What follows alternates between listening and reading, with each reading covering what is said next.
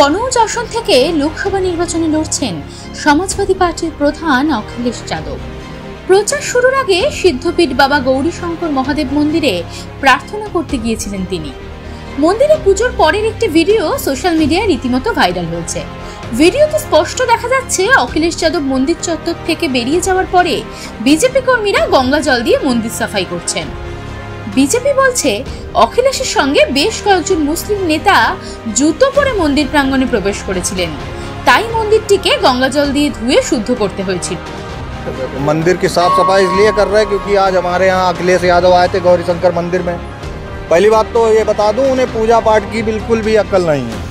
यहाँ पे लेकर आए, वो बाहर लिखा है गैर सनातनियों का आना मना है, मुसलमान आए और साथ में जूते पहनकर वो सब मंदिर के अंदर घुस के चले गए।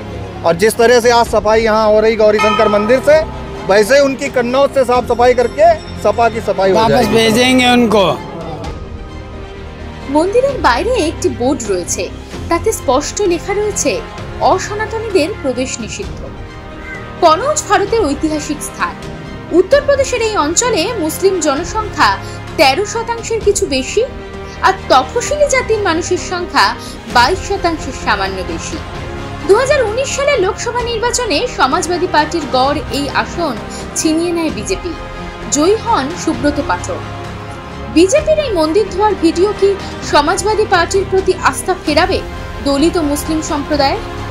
বিজেপি যেভাবে দলিত বা মুসলিম সম্প্রদায়ের মন্দির প্রবেশকে ঘৃণ্য করে দেখাতে চাইছে, তাতে কি উত্তরপ্রদেশের জাতপাতের ভিত্তিতে হওয়া ভোট বাক্সে প্রভাব পড়বে না?